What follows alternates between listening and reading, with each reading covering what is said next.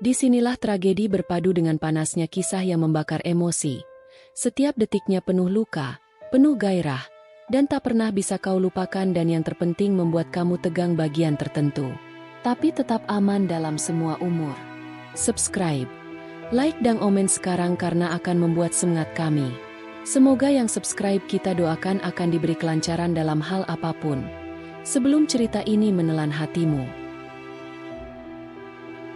Namaku Aditya, 31 tahun. Penulis lepas yang lebih akrab dengan laptop dan kopi dibanding manusia. Aku biasa bekerja dari rumah, tapi suatu sore, aku memutuskan untuk keluar mencari suasana baru. Kebetulan ada sebuah kafe kecil baru buka tak jauh dari kontrakanku di daerah Cisarua, Bogor. Namanya, Kopi Tepi Hujan. Nama yang puitis, seperti namaku kalau dijadikan judul buku. Waktu aku masuk, suasananya hangat, pencahayaan temaram, interiornya serba kayu dan penuh aroma kopi yang mendalam. Jenis tempat yang bisa membuatmu betah duduk berjam-jam sambil mengetik novel yang tak kunjung selesai. Aku pesan kopi tubruk dan duduk di pojok dekat jendela besar. Dari situ, aku bisa melihat kabut tipis yang turun perlahan dari perbukitan. Damai sekali, tapi yang tidak kukira, hari itu aku akan bertemu seseorang yang mengubah caraku memandang hidup. Dia duduk 2 meja dari tempatku. Perempuan muda, sekitar 30-an, berhijab sederhana, dengan senyum yang, entah kenapa, mengandung sesuatu yang sulit dijelaskan. Bukan senyum genit, bukan juga senyum basa-basi, tapi semacam senyum yang menutupi kisah panjang di baliknya. Aku sempat mencuri-curi pandang beberapa kali, dan dia sadar. Aneh ya, bukannya risih, dia justru tersenyum lembut. Mas suka kopi pahit? Tanyanya tiba-tiba. Suaranya pelan tapi jelas. Aku mengangguk. Agak kaget dia menyapa duluan. Iya, seperti hidup. Dia tertawa pelan, lalu memindahkan cangkir kopinya dan duduk di depanku tanpa diminta. Kalau saya, lebih suka kopi manis. Tapi bukan karena hidup saya manis juga. Aku ikut tersenyum. Saya Aditya. Rinanti, jawabnya. Tapi teman-teman lebih sering manggil saya Rina. Kami ngobrol panjang lebar. Soal kopi, pekerjaan, dan sedikit tentang kehidupan. Rina mengaku pernah bekerja sebagai guru PAUD. Sebelum akhirnya memutuskan berhenti dan pindah ke desa ini setelah suaminya meninggal 3 tahun lalu. Dia tidak bilang banyak tentang almarhum. Hanya menyebutnya sebagai cinta yang ditarik lebih cepat oleh Tuhan. Kata-katanya sederhana, tapi penuh makna. Sesekali dia tersenyum saat bercerita, tapi matanya menyimpan lautan kehilangan yang dalam. Kenapa milih tinggal di tempat seperti ini? Tanyaku, karena kota terlalu bising. Di sini, saya bisa mendengar suara sendiri, dan suara-suara lain. Aku mengernyit. Maksudnya? Dia tersenyum samar. Mas percaya gak? Kalau beberapa tempat bisa menyimpan kenangan orang yang pernah tinggal di sana? Bahkan rasa sedihnya. Aku diam. Sedikit bulu kuduku berdiri. Tapi aku berusaha tenang. Kayak semacam energi. Ya, tapi bukan energi yang menakutkan. Lebih kayak cerita yang tertinggal. Rumah saya itu rumah warisan dari nenek. Lanjut Rina. Sudah tua. Kayunya berderit kalau diinjak. Atapnya kadang bocor. Tapi entah kenapa, saya betah.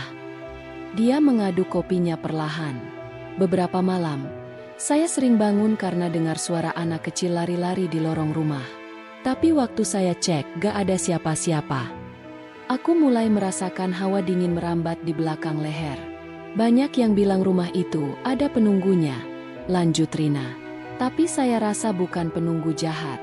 Dia hanya tidak mau dilupakan. Mas gak takut dengar cerita kayak gitu? Tanyanya sambil tersenyum. Aku menggeleng. Takut sih, tapi penasaran juga. Rina menatapku lama, lalu berkata pelan. Kadang yang bikin merinding bukan karena kita dengar suara hantu, tapi karena kita sadar, kita pernah sendirian di rumah, padahal ternyata tidak benar-benar sendiri. Aku mulai berpikir, apakah Rina ini hanya suka bercerita, atau memang benar mengalami semua itu?